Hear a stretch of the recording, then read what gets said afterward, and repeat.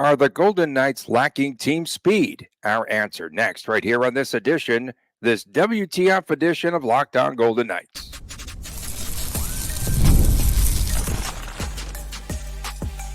Your Locked On Golden Knights, your daily podcast on the Vegas Golden Knights, part of the Locked On Podcast Network. Your team every day.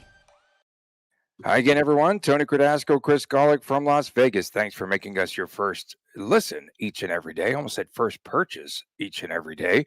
Yeah, send us money. I've just been car issues, everything. When it rains, it pours, right? This whole week. So everything's been purchased here for me. Find us wherever you get your podcasts. And please make sure to subscribe to our Locked On Golden Knights YouTube channel. We are brought to you today by FanDuel. Go to FanDuel.com/lockedon and start making money late in this summer. The answer, Chris, is yes. VGK is lacking team speed to some degree today with its current roster. And how will the Golden Knights be able to keep pace with the faster teams? Edmonton, the benchmark in the Pacific. Colorado, the benchmark overall, the fastest team in the West, the fastest team overall in the NHL. And according to a website that we dug up, according to edge.nhl.com, VGK is not lacking total speed overall, but VGK isn't as fast as some of the other teams, right? And compared to Colorado, again, the benchmark, VGK almost a mile slower per game. Think about that. Almost a mile slower. But, some of the things that I dug up here, VGK, on their high there, they had 49 miles in one game compared to 48.8. This is like VGK's got what, in horse racing, they call it tactical speed, I think, right? And when I was looking at some of these numbers, VGK had 74 bursts of 22 plus miles per hour. The league average 77, 18 to 20 miles per hour, which is pretty much like the median range. Okay, so VGK had 6,736 bursts. None by, of course, Mark Stone, I don't think. The league average was 7,222. So there are some numbers here. And I think overall, when you're looking at team speed, how much does it matter? Because there are some good teams, and there were last season, that didn't really have that team speed, but they were able, again, to win and score goals. But how important is it for the Vegas Golden Knights with this current roster? Look at the players that left. We're talking team speed. Chandler Stevenson, I believe, competed in the speed competition for the NHL All-Star Skills Weekend. I don't know if that was in Vegas or if that was one of the other ones, but in any events, the Vegas Golden Knights, one of their fastest skaters, if not their fastest skater, is now no longer with the team. Marchessault was a pretty good skater. It is a pretty good skater, no longer with the team. Amadio, same thing, a good tactical skater. There you go, Tony, good tactical skater. So you look at the players that left, you look at their stats from last season, just looking at a couple of stats from the 23-24 season. This is with Marchessault, with Amadio, with Stevenson. Their top skating speed, 23.21, league average 23.6. That puts Vegas Golden Knights below 50th as far as the percentile goes. And then, like you said, the speed burst over 20 miles an hour, Golden Knights below 50th, skating distance below 50th. So these are important numbers here. This is a fast league. This is a very fast league, to say the least. I'm just trying to think in my head, like, which teams play a slower game and how that transfers to success. Florida Panthers are pretty fast. They're pretty physical, but they're obviously a pretty fast team. Golden Knights were a pretty fast team last year. Avalanche were a fast team the year before that. Lightning always are a fast team. Like, you don't really see any more of that, like, old school Montreal Canadiens trap style hockey teams, going as deep, or even LA Kings more recently, right? LA Kings kind of got that trap style. They don't have as much as the team speed. And you look at the Stanley Cup winners and how it correlates to team speed. So this is certainly a very worthwhile and relevant topic and statistics that we're talking about right now. I don't think my Rangers are very fast up and down the ice. There's a lot of teams that do plod. Panarin's fast. I don't know. Zibanejad's Well, you know what? fast. I didn't look up Phil Kessel's speed, his speed rating. So Jack Eichel, one of the fastest. Tactical. You like that term, right? It's like horse racing. It's a tactical edition of Locked On Vegas Golden Knights. Locked On Golden Knights. So Eichel, one of the fastest centers that can outpace defensemen. Eichel top 87% in speed bursts of 20 plus of over 20 miles an hour with 236. So in addition to everything else and where his game has become more complete, he is skating fast. And it just again shows me he's getting up and down the ice and he's getting back defensively. And then Eichel's top shot speed is in the upper 6% percentile at 95.19 miles per hour. His top speed rating on the ice there was 23 miles, 23.21 last season. I think that tells you a lot about the complete game of Jack Eichel. 100,000%. We've been marveling about Eichel's evolution of his game from being with the Buffalo Sabres to coming to the Vegas Golden Knights. I'm not here to take a shot, at least not now, to take a shot at the Sabres for that. But just there's a much different, more mature version of Jack Eichel on the ice and obviously off the ice. We've talked a lot about that. While we're on stats here, I just had to take a crack here. You said complete players, Tony, so you'll love this. I got William Karlsson's information here. Top skating speed, 22.9, 82 percentile. Speed burst over 20, 88th percentile. So, I mean, that says William Karlsson is doing, an adequate job getting on both sides of the ice. So, point being is the Golden Knights do have that center speed that's necessary to do that. Although, while you talk for a second, I'm going to look up hurdle right now. Hear me out. The highest skating distance for Karlsson Vegas Bjorn is 18.64 miles, which is below the league average. Again, this guy's just skating in circles. He's not 200 feet, man. Like, he doesn't cover the distance. He's not that distance skater. Barbashev, 79 mile per hour shot, which is okay. That's not good. So 79 is where he topped out last season when you've got Eichel at like 95 miles per hour. And his top skating speed was 20.83. So there's a guy that is not fast at all. Victor Olofsson, 32 speed bursts of 20 plus. And then, you know what? I looked at an interesting stat here. I know we're throwing a lot of numbers at you because we're kind of like analytics guys sometimes when we could find numbers online. So Cale Makar, get this, 194 speed bursts of over 20 miles per hour. Think about that. He's a defenseman, folks. 194. And I think the league average for defensemen is about 30 speed bursts of 20 plus. 194. And Noah Hannafin, I had to find someone even in the ball. He's not even in the ballpark for VGK. Oh, Mr. Top Defenseman, 79 times over 20 miles per hour for Noah Hannafin. So he's over 100 speed bursts behind a Cale Makar. That number is so telling about Makar and perhaps one of the top defensemen of all time. No, you said it right. Makar is a freak. I mean, there's a lot of things we can say about Makar as far as positive stuff about his game, and there is a very good chance he is mentioned in the same category as Bobby Orr when the dust settles. He's that good, and he still has upside and more of a maturation process to go. I mean, what's he, 24, 25, 26 years old? He probably has a February birthday. I don't know. I'm going to check that, though. If I guess he had a February birthday, I think he's an Aries. Go ahead. Tomasz Hurdle, he actually hit the 85th percentile in top skating speed at 23 miles an hour, but his speed burst looks like just 24 speed bursts, below 50th percent overall.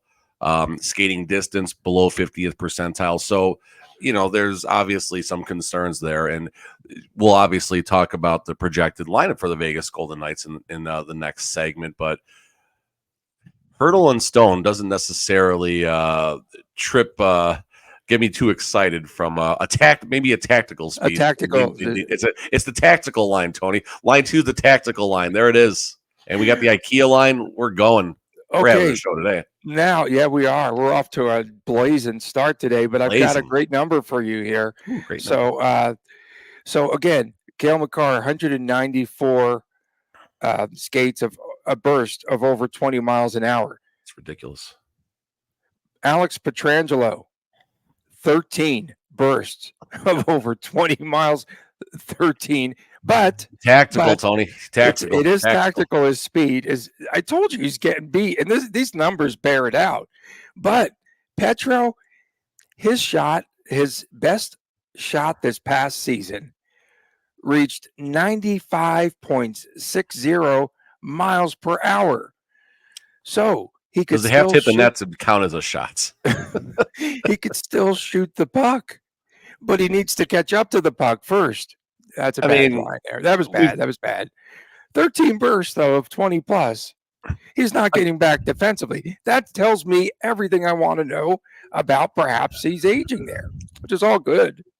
I would be curious to. Obviously, we can go a week about this. But I do wonder what his chart looks like as far as his speed bursts over the last 3 seasons. If it's always 13 to 15, if it's flat, or if it's doing one of these. I bet it's kind of probably doing a little the bit hand slower. graph is back. The hand graph is back. I got like this microphone thing now. I got more room for my hands. I don't know what to do with my hands. Don't be Italian, bro. Don't. Yeah, I don't know what to do with my hands. I started watching Tulsa King. Speaking of Italian, Sylvester Stallone, pretty cool. Anyway, keep going. Yeah, that's another story. Okay, so not family friendly though. Not family friendly. Not family friendly. Yeah, and not team friendly. Like we don't do that around here. And then Shea Theodore, he had.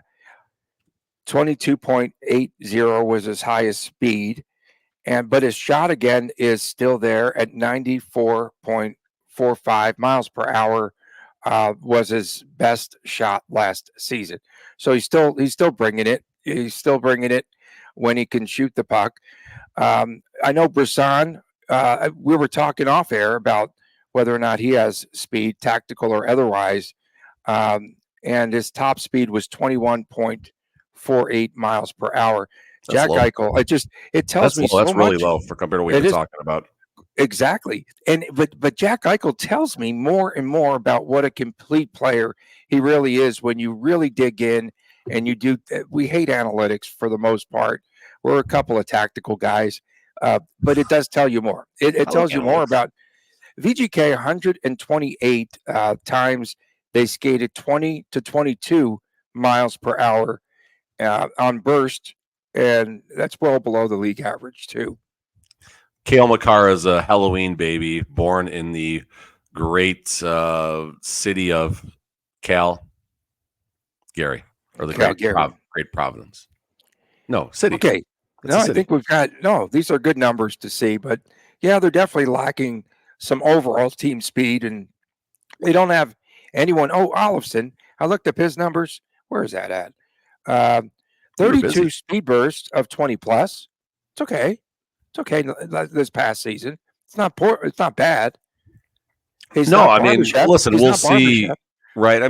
Listen, Olofsson, in order to match his NHL.com projected lineup spot, he's going to need to be as complete of a player as possible, and you're going to need to see a lot of. Wait. Did you look up Mark Stone? I know you said you were going to. Did we do that? No, if I can do it. I got it. Actually, it'll take me 10 seconds. Mark Stone, top speed. Oh God, yeah. Start setting over unders. 20.30. That's below. They're making me scroll a lot. Okay, I just scroll really low. But his shot is at 89. His top shot is 89.58. Top shot speed 92.44. Oh wait, what Top numbers? skating I speed. made up numbers. Yeah, I made 22.17 below 50th percent. Okay. How many speed bursts? What did you have? Did you put a number out there? Speed Mark burst. Stone? Mark Stone. I have it here. I thought you were going to guess it. I have it. It's I don't 13. know. It's 13. 13. 13 speed bursts. 13's 13 low. speed bursts. So, okay. So he's tied with Petro. Who wins a race? Ooh, beer bet. Who There's wins- going to be a beer bet on the board for Wouldn't that next be year. great? We're going to put that in the parking lot. Who would win a race up and down the ice?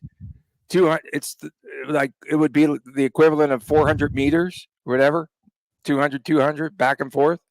I want to see a race. Who would finish the race might win the race. Yeah, exactly. Mark Stone's still counting the number of beers that go into the Stanley Cup. Coming up next, Get out of this NHL.com. That was a fun segment. That was good. NHL.com, tactical speed. NHL.com has its projected lineup for VGK.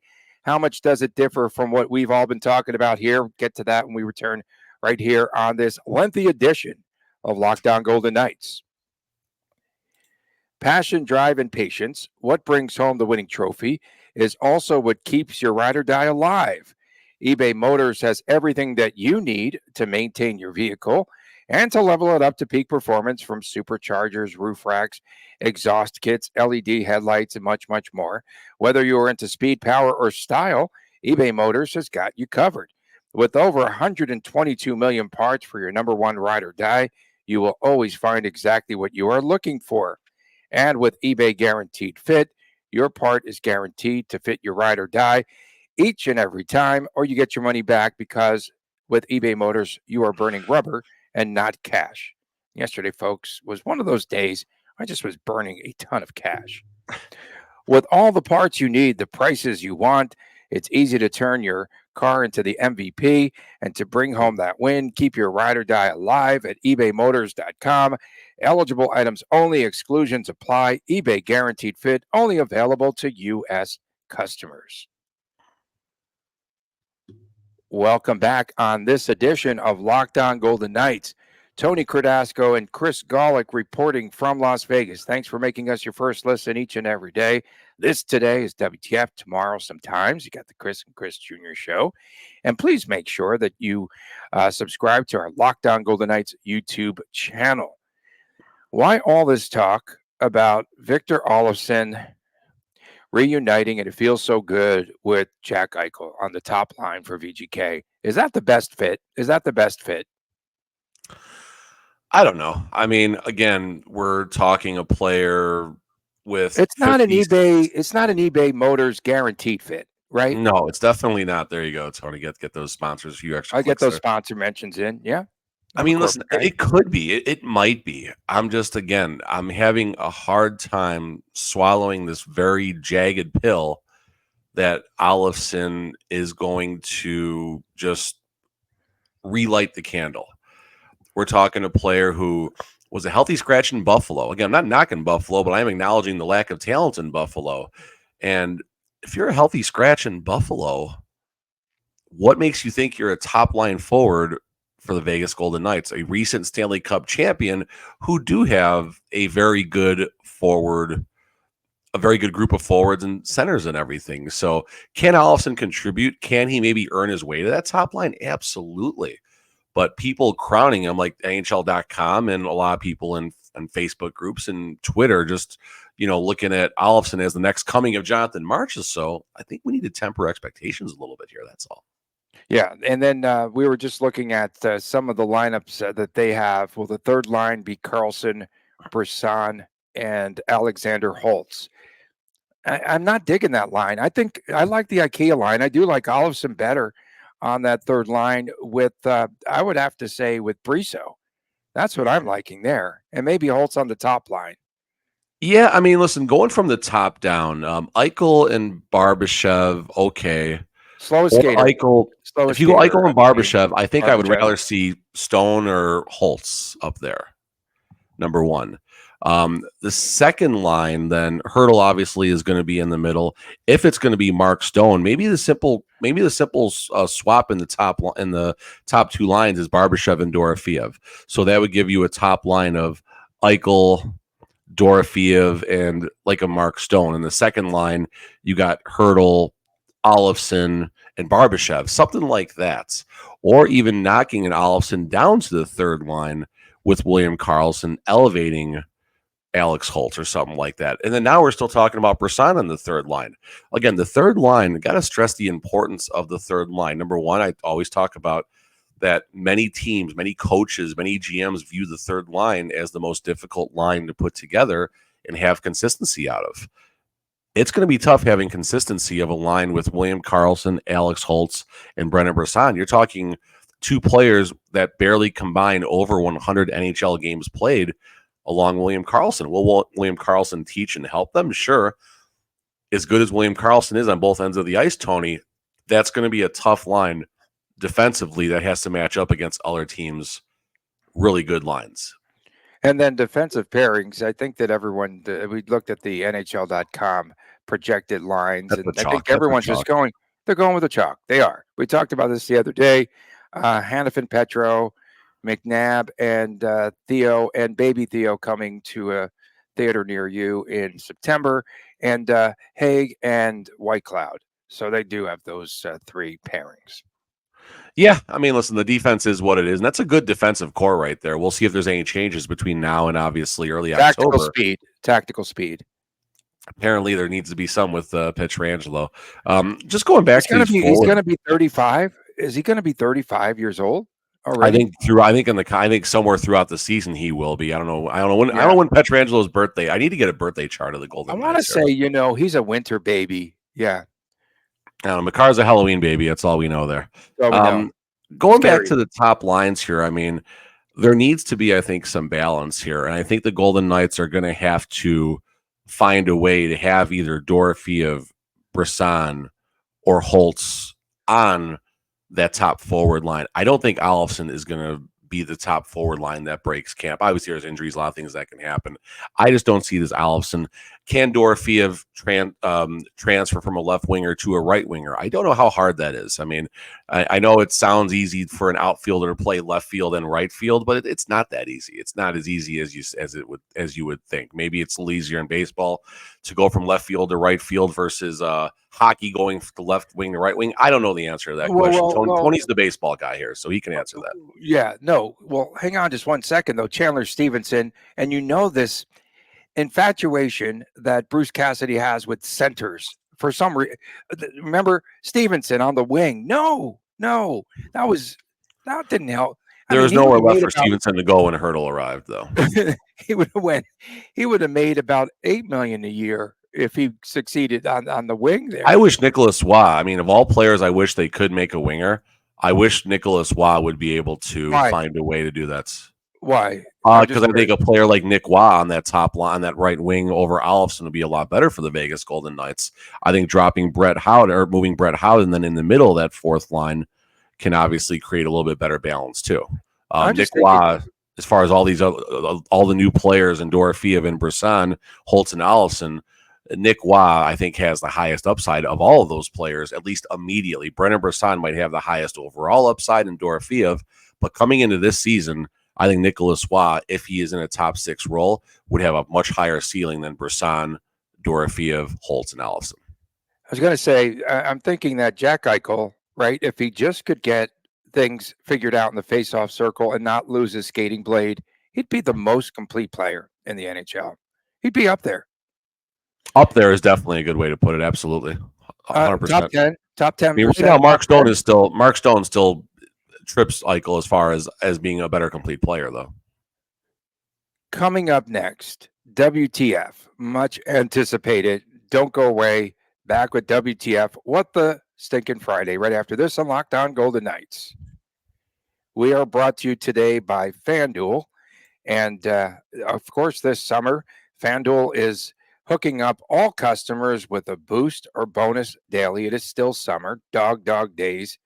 And that's right. There's something for everyone each and every day, all summer long. And now we get into NFL preseason games and betting and lines and props. And here's one of the trends that I've always adhered to. If two teams are having these joint practices and they're beating the snot out of each other like the Giants in Detroit, take the under. They play joint practices. They start to know each other a little bit more. The tough practices, and even tougher than the game, are these practices. And so I usually, typically, it's just my trend. I like to take the under. Oh, we're talking about FanDuel. Head on over to fanduel.com/lockedon and start making the most of the rest of this summer. And FanDuel is also the official sports betting partner of Major League Baseball. Back on this edition of Locked On Golden Knights, Tony Cardasco and Chris Golick reporting. Appreciate you so much. Definitely make sure that you subscribe to our Locked On Golden Knights YouTube channel. It is that time of the week, time for WTF. And I'm going to go back to Jack Eichel on NHL Network.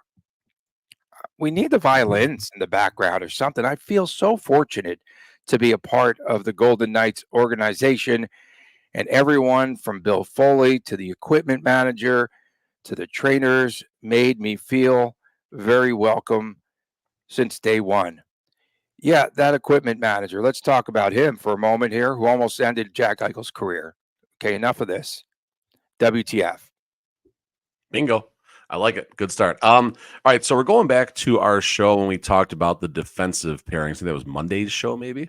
Again, if anyone watches this pod for 5 minutes, we like Noah Hannafin, but me and Tony's expectations are very tempered on Noah Hannafin.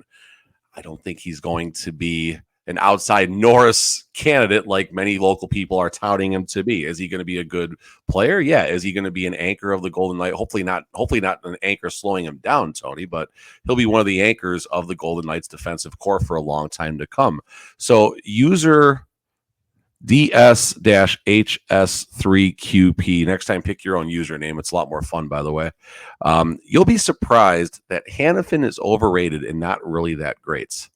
Tell me you watched the pod without telling me you watched the pod. You did not, or tell me you didn't watch the pod without telling me you didn't watch the show right there. Me and Tony, we like Hannafin. We are not high on him as far as being a Norris candidate. We don't think he's going to get 70 points next year. We don't think he's going to score 35 goals. Relax. We're with you. We like Hannafin. But again, if you're going to make a comment like that, at least watch the pod before you do so. And then the Hockey News put out a video that just got released with the Edmonton Oilers the moments after they lost Game 7 of the Stanley Cup. This answers a lot of questions about McDavid and the Conn Smythe situation. So you can hear it's dead silence in the locker room. Dead silence in the Edmonton Oilers locker room. You can hear the PA announcer. You can hear Gary Bettman announcing McDavid as the Conn Smythe winner. And then you can hear the Stanley Cup award ceremony beginning, and you just have a dejected locker room here. McDavid, the captain, instead of going out there and taking an individual honor, an individual accolade, the captain stood there with his team in what's easily going to be the toughest moment of every one of their careers. End of story. Losing Game 7 by 1 goal of the Stanley Cup final, you don't get over that. Unless you win the Stanley Cup, you never get over that. Even if you win a Stanley Cup, you still don't get over that. Mm-hmm. So big WTF to anyone that was crapping on Connor McDavid for not going out and accepting the Conn Smythe Award. What is he supposed to do? He stood by his team. He's a leader. He's a great leader. I just feel like I learned so much more about him by watching that video. So WTF, everyone. I put a comment like West Coast hockey fan. He's a sore loser. I thought I blocked West Coast hockey fan. Maybe that's someone else. I don't know. No, I think you did. The game has a trophy dedicated to sportsmanship. Just saying. I mean, okay, I don't know what that says right there. Honest Abe, who always loves black. He's a sore loser and should have shown respect to the game. I'll give you respect. Yeah, and then Eric Rabbers, E-Runs, gets a great comment in there. I need more dejected Corey Perry in my veins. That's actually a great comment. That's a pretty funny comment. That's a good comment. WTF. We need to end it with WTF. Okay, in the no one is safe category. Early this morning, it was about 1:06 a.m. this morning, and I was just like looking for some.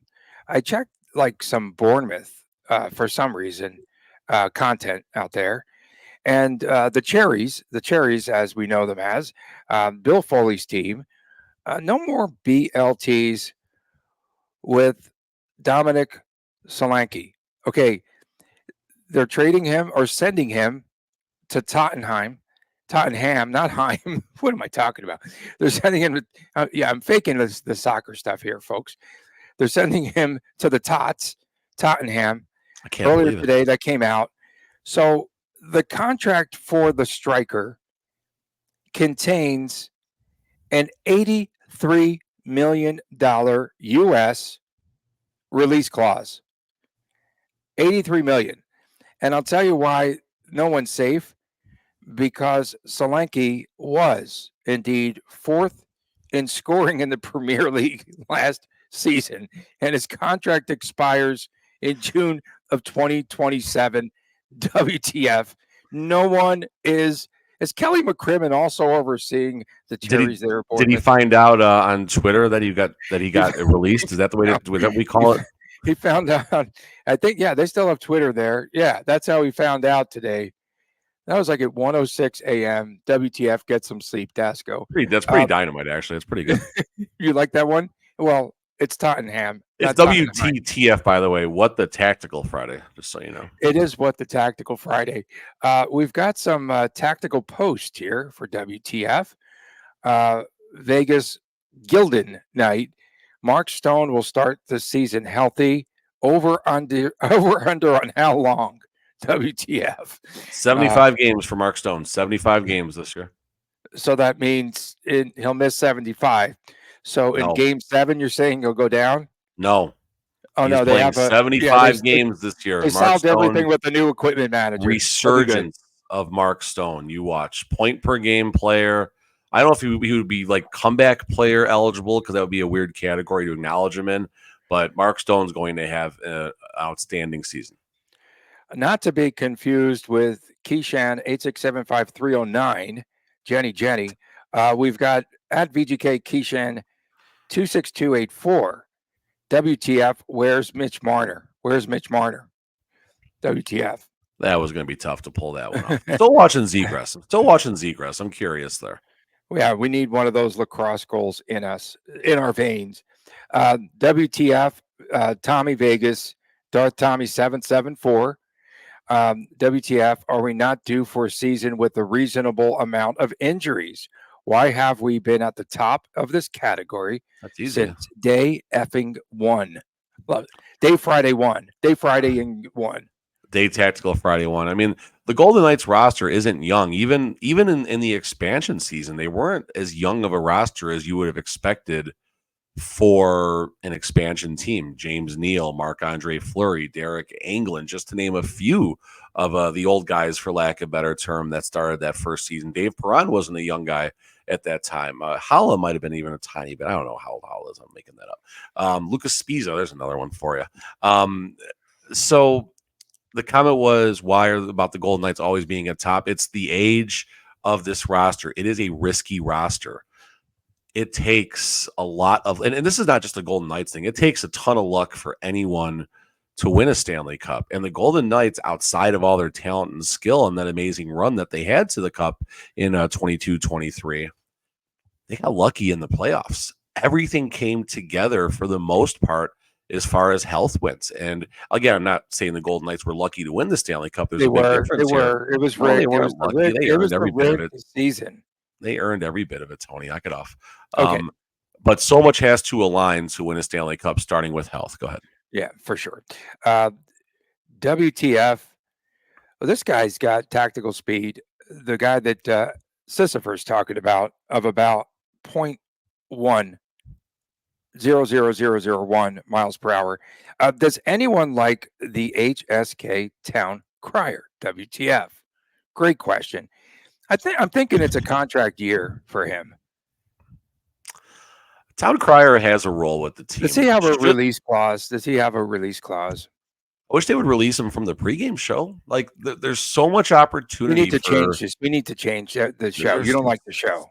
There's so much potential. Just watch what they do on Las Vegas Boulevard at T-Mobile Arena and emulate that, instead of having the Town Crier doing The British are coming. The British are coming. Like, come on. Is that what he like, does? It's basically.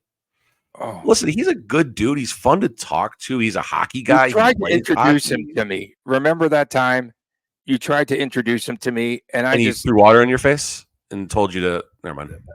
no. He said He told you to WTF. tactical off. He told you to go. He told you to tactical off. Okay, we've got one more today. Oh, good. This is from James Russell. I know this isn't hockey related, but WTF is with people putting ketchup on steak. WTF. I mean, being a Chicago guy, I'll double down with ketchup on hot dogs. That just doesn't happen. Oh, It doesn't work. I left it wide open for you to talk about the side dish of broccolini. Broccolini, bro. WTF. We appreciate everyone tuning in, especially today on this crazy, zany edition.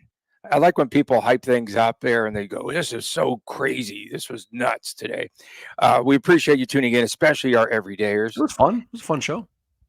We always have fun. Come on, call it. Don't forget Saturdays. Sometimes we have the Chris and Chris Jr. show. Please subscribe to Locked On Golden Knights, the YouTube channel. For my man Chris Colick, I am Tony Cardasco from Las Vegas. Everyone have a great and safe weekend, and don't spend a ton of money like I did the past couple of days. We'll see you again Monday right here on Locked On Golden Knights. Take care.